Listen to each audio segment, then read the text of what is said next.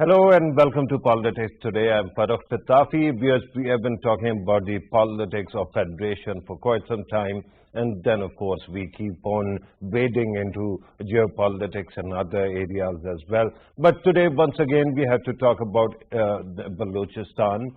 If you remember last time when I was talking about it, I mentioned or I repeated one term that has been used by realtors, businessmen all over the world, and that is location, location, location.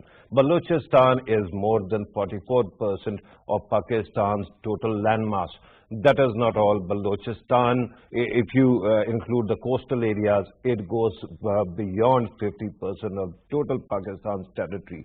And that is not all. It is gifted with a lot of resources, and the CPEC project is also culminating into Gwadar. So that makes strategically very important a region. But that is not all. There are other aspects as well. For example, human beings and their lives. And in the past, because of the law and order situation, because of lack of governance on ground, there have been a lot of problems that we have seen. One, job security has been a big problem for people. Then, of course, is the issue of poverty. The current government actually is planning to bring about change, a fact change, which will bring quality change to the people's lives. We are going to talk about that as well and understand, especially recently when Prime Minister of Pakistan was speaking at Gwadar, he actually pointed out that the government is mulling over the idea of reaching out to the dissident Baloch elements, but of course those who actually believe in Pakistan, not those who actually collude with India. So we are going to talk about that as well, and I'm going to actually introduce the guest we have in the studio. He's a great resource. But before that, like always, let us watch our report that our team has prepared. On July 7th, the Prime Minister Imran Khan appointed Jamhuri Watan Party Chief and MNA Shahzain Bukti as his Special Assistant on Reconciliation and Harmony in Balochistan. Earlier this month, the Prime Minister had performed the groundbreaking of several mega projects and launched a number of other infrastructure ventures, including Free Zone Phase 2 project, Expo Center, Agriculture Industrial Park, and 3 factories under the ambitious China-Pakistan Economic Corridor in Pakistan's strategic coastal city of Gwadar. Imran Khan had addressed the water and power problems of Gwadar along with the signing of various MOUs aimed at constructing an advanced hospital, airport and a vocational institute. Past week, Federal Secretary for Housing and Work Dr. Imran Zeb Khan said that the federal government would extend all help and cooperation to the provincial government for resolving the housing issues in Balochistan, for which the PTI government had already launched housing projects under the vision of Prime Minister Imran Khan. Today, the Minister of Information and Broadcasting Chaudhry Fawad Hussain stated that with the aim of uplifting the province, Imran Khan has directed the concerned authorities to provide 3G and 4G internet services in Balochistan to integrate the population with the vibrant digital domain. He said that the Indian terrorist network operating in Balochistan had been dismantled and the government has formally started working on Prime Minister Imran Khan's vision to have dialogue with those who are not involved in anti-state activities. And we hope that it will bring harmony and tranquility to Balochistan. The federal government plans to execute 131 development projects worth rupees 731 billion in Balochistan, while the provincial government's development program for this year was worth rupees 180 billion. Imran Khan had said he was considering talking with insurgents in Balochistan and that the government would never have had to worry about insurgency in the province if attention had been paid to its development. On July So Balochistan is moving in that direction, but also remember it has to go a long way. We are in the studio. I'm joined by Nawab Ghaus Bakhsh Barozai Saab, who is former Chief Minister of Balochistan. Not only that, he comes from a political family. His father was also Balochistan's Chief Minister, and Speaker, Balochistan Assembly. Nawab Sahib, thank you very much, sir, for being part of the program. My pleasure. And we have to actually start directly. Balochistan, it has many problems. Recently we saw that there was population, especially when you talk about census, 2017 census, population has increased. But still, it seems that, the poverty also has increased. What are the ways to actually improve the lot of common people? Pitafi Sahib, let me tell you, Balochistan, through the annals of history, if you see Balochistan, it remained like the same as it is now. But before 2 centuries, it was a tribal setup, and we used to, use our powers to get our things for us. Then with the advent of Brits coming in India, then Punjab and Sindh, then they came in 1811, I believe, and 1876. Last one was Captain Robert Sundaman, who came through Kolu to Sibi, and he developed a city over there. Sibi was not a city at that time. So population of Balochistan is not in question. Like poverty has... Yes, poverty, in fact, it was not that much, poor also. When people had their, day-to-day routine, they had money, they had each and everything, but not to that extent like we have in other developed areas. So Brits when came, they brought along with them the politics. In the politics, they also they established an establishment, and they started their games over there. They went towards the Baloch side of Balochistan. Balochistan, as you know, it is not studded with Balochis. It is studded with all the families over there. Pashtuns are same. They are not second. If you count them properly, they might be, because some Baloch tribes are Pashtuns essentially. They have changed their codes. So they started playing with Khan of Kalat. Khan of Kalat was also in not a good shape tribally also. So they helped him very well, and then this establishment started playing its game. Since the ultimate goal of Brits was to go to Afghanistan. Afghanistan was always, in the eyes of everyone, every power, medieval or current powers. So he started, manipulating. He brought up the Balochis. The Khan of Kalat was made powerful, and along with his, as he is a Baloch Khan of Kalat, so he has, Jalawan and Sarawan, chief of Sarawan, chief of Jalawan, and other Balochi and other people were also with him. And Brits, they started working against the Pashtuns to subdue them, because ultimately they had to go to Afghanistan. So divide and rule has been their policy. So the establishment is the game of, it was the game of the British establishment to play divide and rule, and the person who is of their favor, or they want to make a person powerful to get their designs, ulterior designs, not social designs, tribal designs, or they were not zeroed socially. Politically, they were okay. They wanted their rights to be, from Britain. They wanted to govern this portion of subcontinent. So because of that establishment, which made its own, hierarchy and political divide. Then political systems, they were there. Nurseries were there, but that was not that much, of the class as of in Punjab or in Sindh or in India.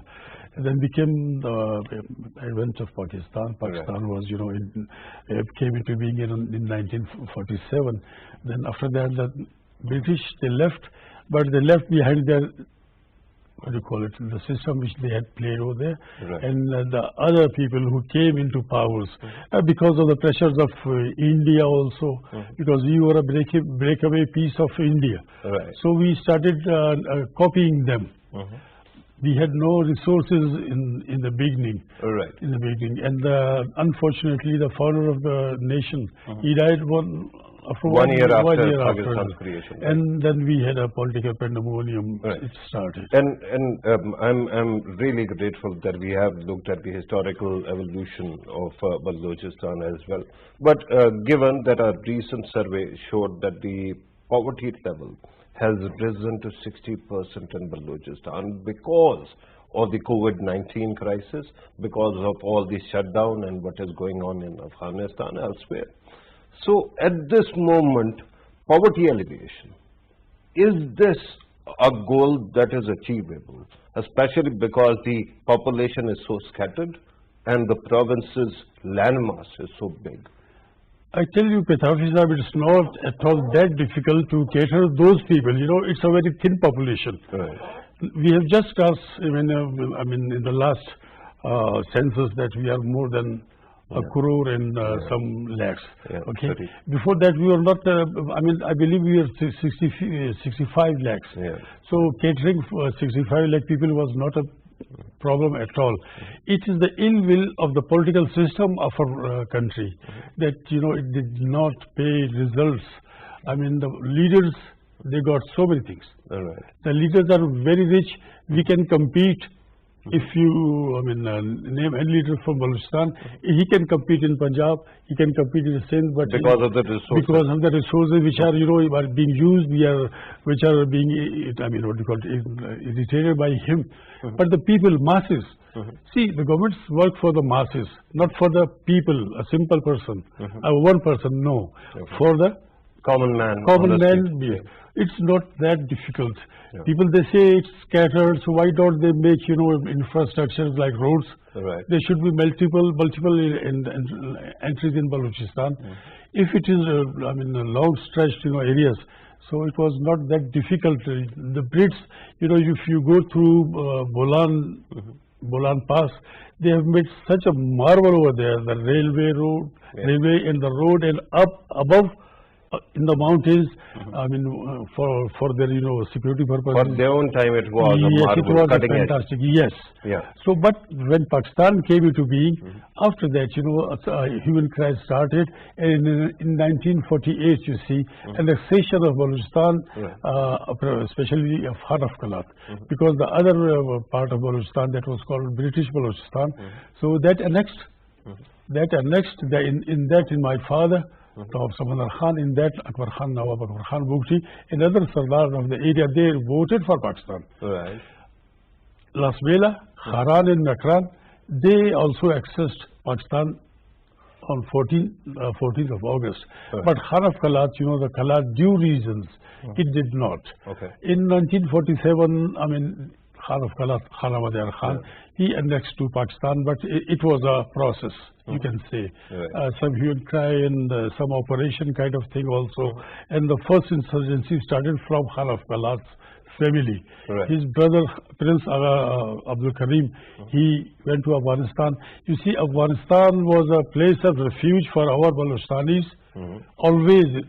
Whenever they had some problems in this part of area, they used to flee to Afghanistan, and then they used to get, you know, their Pakistan privileges over there, and the outer forces, the forces which are against the Muslims at that time, Pakistan was not in being, so they used them as their tools. And when Pakistan became into being, Russia had eyes on Gwadar.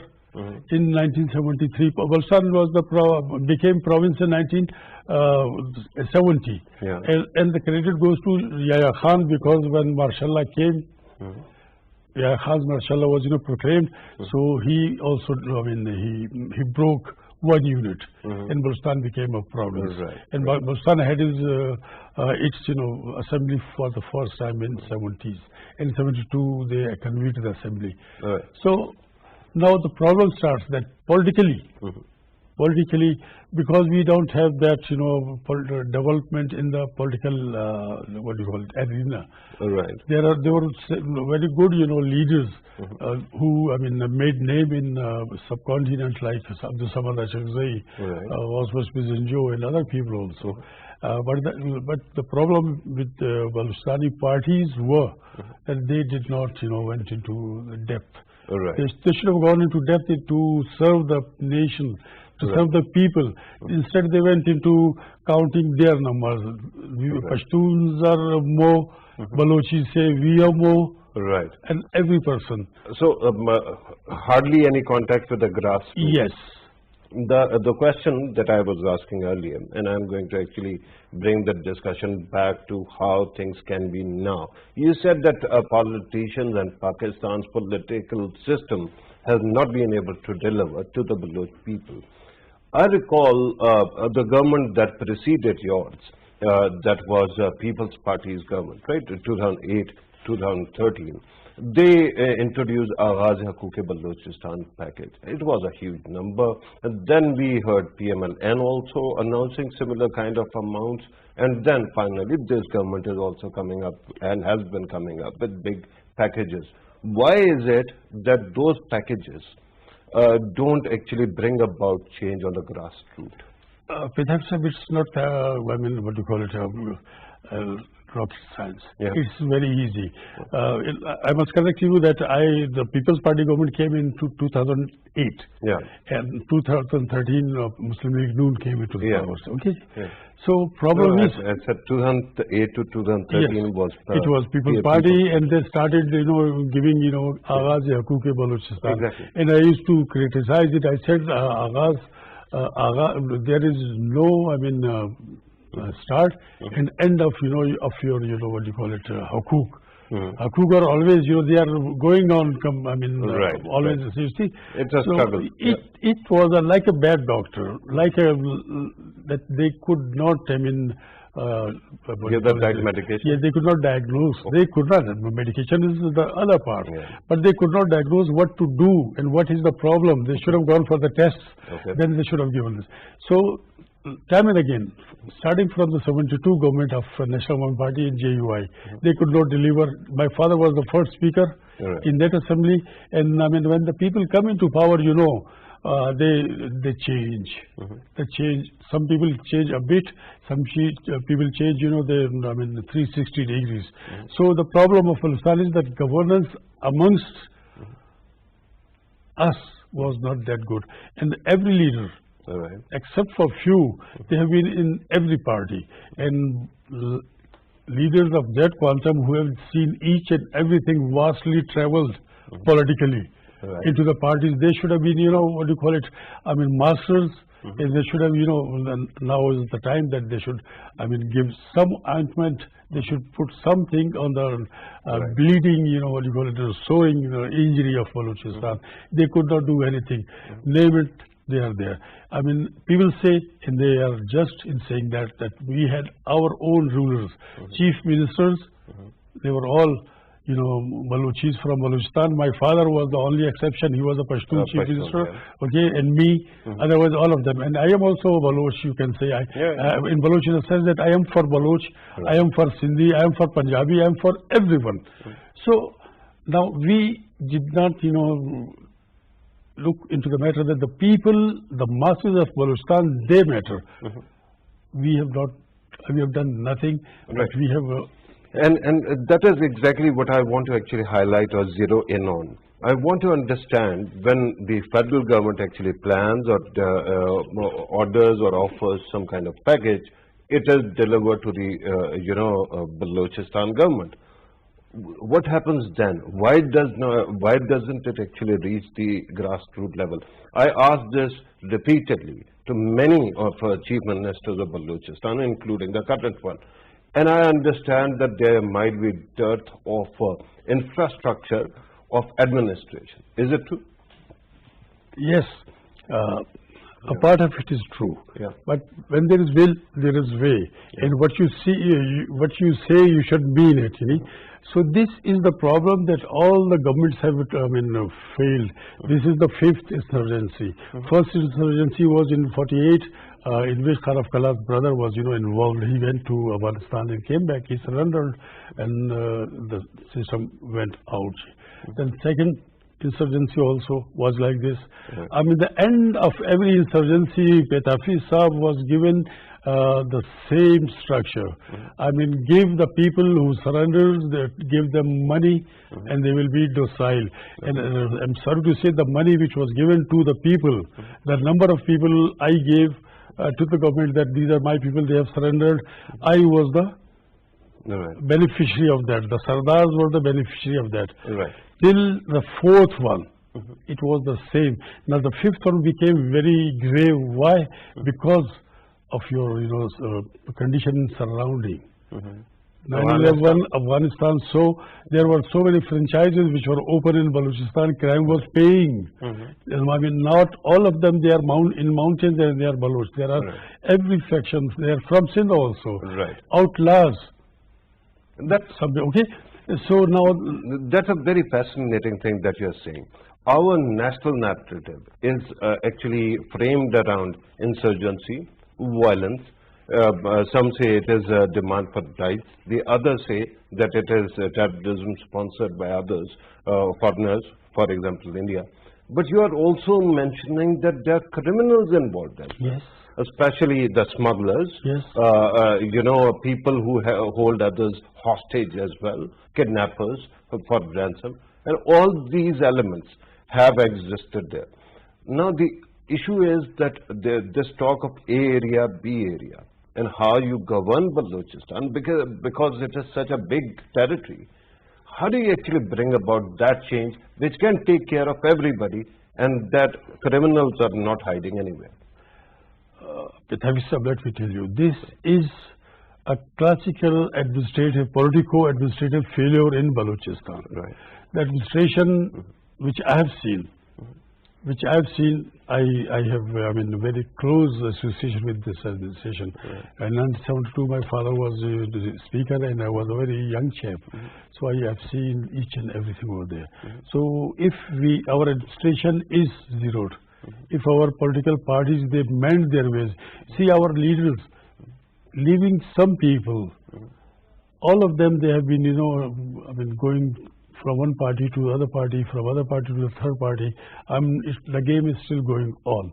So it is a classically political parties have failed to yield.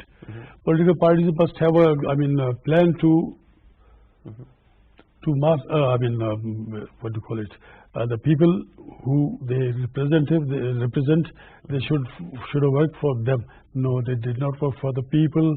They were not people-centric. They were, self-centered. What is in it for me? And the political parties' failure came into the hands of administration. And administration, bureaucracy has got its own, lacunae. There are so many problems, but Balochistan's problem is multifaceted. It is very easy and it is very difficult. It is the problem of our social society, the political society and the administrative society that we want to earn for ourselves. Not, a person who has been given a job, he has to work for the country. But he works, he shows that he's working, but on the back side, he's working for himself. But because, sorry to cut you, but you pointed out politicians, you also pointed out the bureaucracy, right? Let me ask you, if you have to actually point out which one of these are the biggest problem. One, political class. Second, bureaucracy. Third, logistics, because of the area that is there, infrastructure and all. And fourth, resources. Number one problem. I just tell you what it is, the political failure. Then is administrative failure. Logistics is not a problem. In our Pashto, they say that the water of a powerful person goes up to the mountain. It does not come down from mountain, it goes up to the mountain. See, so this is very easy. This is very easy to work for the people. And there were, what do you call, a bunch of people, think-alikes. They wanted to become look-alikes. Now, not look-alikes are there. Think-alikes are very few. So, for that, every person wants to do something for himself. I tell you, because I have the experience of my father and myself. In 2013, I was Chief Minister caretaker. Chief Minister, the things were very bad. Things were very bad. And I did not take any minister. which misfired for me. But my eyes are high because my diagnosis was correct. Right. And I yielded. I was a good doctor, so I am a medical actually, when you were using medical metaphors, I thought that I would actually bring up that as well. But please, go ahead. So it is so easy. I had in front of me so many problems, multiple problems, and we had a meeting. In meeting, I said, gentlemen, I mean business. Not that business you are acquainted to, you know that business. I want the business of doing something for the country. It was a very less, my time is very less, and then I want to do things. My option list was, second one was, I said to them, I told them that please see, I want the settled cities and the metalled roads to be safe. Leave the mountains. I know the people who are in mountains and they are waging a war. It's not that easy for them to do anything. So I just need these black roads and the settled cities. So the first priority had to be securing area. Law and area. I mean A or B. Pitafi sahab, I mean A is not capital. B is also not capital. A is also small A and small B. It's a will. The will should be capital. The will is not there. Of course there is will, but the will what? That I should become powerful. It's the power game now. I mean they have a new entry, a new, strain of politicians have come into being in Pakistan, who are also acting like Sardars. So see, the original one, at least if he is a cruel, he will be a I mean, okay. Like the new one, he will act like a Sardar. His cruelty will be very raw, very rough. So I mean, the political system, it is upon the political leaders. The political parties, not leaders, political parties. You see, working for Baloch people, there was only one party, National Awami Party. Now there are 4 or 5 people. I mean, they are working. There are so many. I mean, Baloch nationalist parties working for the Baloch cause. Why don't they unite? It's a question. It's a big question. That's a good question, but that question is a question. It doesn't give you an answer. The answer has to be sought regarding how to reform, and I'm sure you will have some answer. I don't. I've got each and every answer regarding Pakistan, not Balochistan. I come from Balochistan, but I am an expert on every field. Alhamdulillah. Though, see, I am son of a politician. I'm son of a tribal chief, Nawab. My family has ruled from Afghanistan till Sindh. We had 18 battles with Khan of Kalat, in which we defeated them in 17. Okay, so because of this politics, because I want to work for the people now, this is no time to fight for your own goals. See, as you had said earlier, Pitafi sahab, that now there are so many, what do you call it, stakeholders come inside. I mean, drug pushers, gun runners. They are rampant in our society. Even in Islamabad, I see. I mean, we don't need, if we are a state and we are a stable state, why we need gun runners along with us? We need Sardars or leaders, not warlords. Warlordism has, it has been pampered by the establishment also. I understand what you are referring to is part tribal, part feudal mentality that has been actually going on for quite some time. But for 20 years, this country's moorings were shaken by terrorism. And perhaps for a time being, there was this feeling that you have to actually protect yourself. But gradually it will improve. But coming back to Balochistan system, evolution takes time. And in Balochistan's case, it seems that because of perhaps law and order situation that continued for quite some time, that evolutionary process hasn't gone on. Now, how to accelerate it? How to ensure that the common man on the street gets more power, not merely Sardar? I understand you are also a Nawab, but I have to talk about the common man. I am for the common man. I mean, it's very easy, Pitafi sahab. I mean, this is the 5th insurgency. The last 4 insurgencies, the way, the methodology in that they ended. They ended, you see. So the fifth one, the software updates once come in your telephone also. You cannot go to the back one, the last one. You cannot go to the last one. Now, if you updated your telephone, resetting will it will reset in it. So I mean, it was very easy. Why the administration has failed? Nawab Khairbakhsh Mari, he was brought from Afghanistan in a C-130. Okay. See, he had gone by his own will, but he came back. He had, threats over there. He came in a C-130. C-130, you cannot use it, I cannot use it. The state can use it. They sent people. And Nawab Sahib came. And his sons, two of his sons are with the government. One of his sons two of his sons are in England, and they are waging, this, what do you call it? It's not a war. It is kind of a guerrilla activity. It's a kind of a hunting. You find some people and firing on them. So he turned against again. He was the beneficiary, Nawab Sahib. He was my uncle. But my father was their friend, always. So, but still I say, what the state got by that method, why they started this.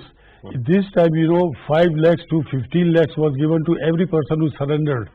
So the result was I gave 500 people. Chunk of money for me, chunk of money for some other Sardar. Everybody brought people and they got the money, and the surrenderies, who in them there were not that much what you call the original ones, but there was some people in that. Now they are rampant in the society. Their gun, their Kalashnikov is now regularized. They have bought, about 1 to 5 motorcycles. They say these 1 to 5 cycles you are using terrorism, and they are rampant in now cities. So it failed. It failed. This money should have been given to the population of Balochis.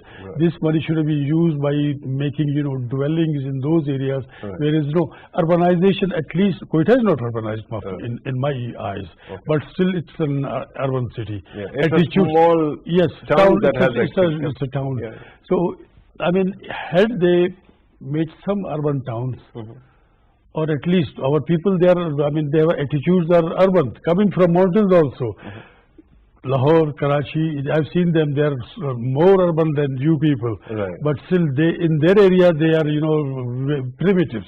They have to go back to the old style. So the state should have done what? That they should have made new cities over there? Creating cities, there are two ways. One, they evolve gradually. Like CPEC is coming up, other trade activity will go on.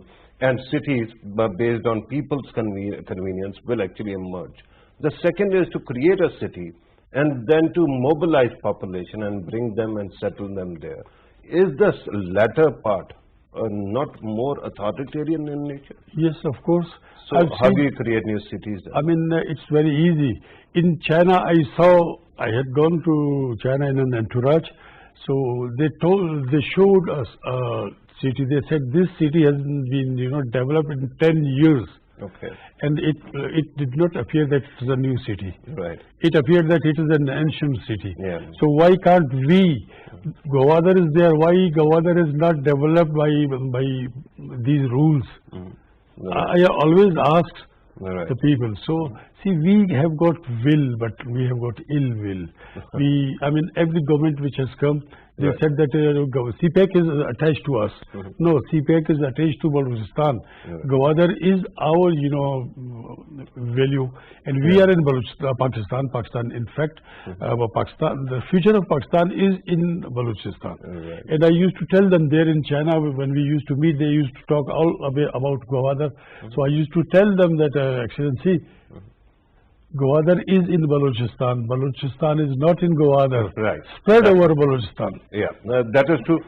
Regarding Chinese cities, I understand they have developed many, but you must have gone through those cities as well, either personally or online, which have been abandoned because they were not practical and they have discipline we cannot have.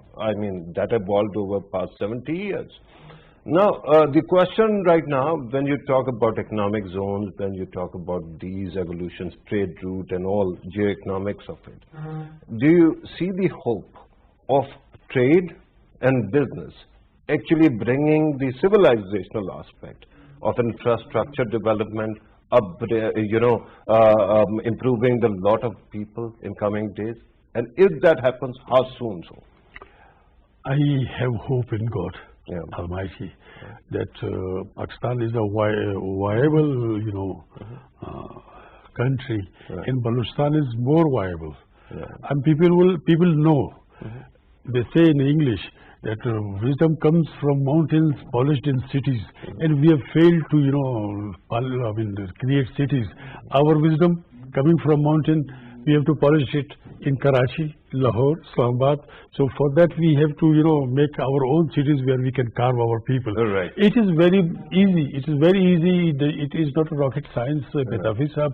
It's only the will. If we will that we want to do this thing. Okay. It depends upon our. But there is great hope. Now let us talk about, because you just pointed out that your family has a history across the border as well. Yes. Afghanistan, Pakistan, being a Pashtun family, and you being a Sardar and Nawab. What is going on in Afghanistan right now?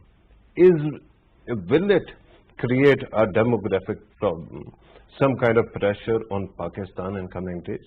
Because last time people came, especially the refugees, to the tune of 5 million. And right now, an argument is that Afghan Taliban are displacing now those communities which are not Pashtun, which are not contiguous to Pakistan. They already have sway over Pashtun areas. So will this be a problem in coming days? Because the US is leaving, and we see that people are entrenching their positions, Taliban are expanding, and there will be some kind of civil war? Yes, it has started. What I have seen, what I have been told by the people also, it will start. Afghanistan has always been, a place where there has been internal feuds always. Right. So Taliban are essentially Pashtuns, and this time, if there is an exodus, the other people, the Tajiks, the Uzbeks, the Persian-speaking people, they will flee to the other borders, not to Pakistan. Right. Now, for that, we have to take care ourselves, because in last exodus in Pakistan, we made a quite economy from that also. Afghan refugees, in the guise of Afghan refugees, we made institutions, and people who were placed over there, they played their role. I mean, how come Afghani come and have an identity card of Pakistan? So there are so many masters who sit there, they make money, and they say no, they don't care. Corruption is a big problem. Yes, the corruption is the basis of everything. If you cannot finish corruption, but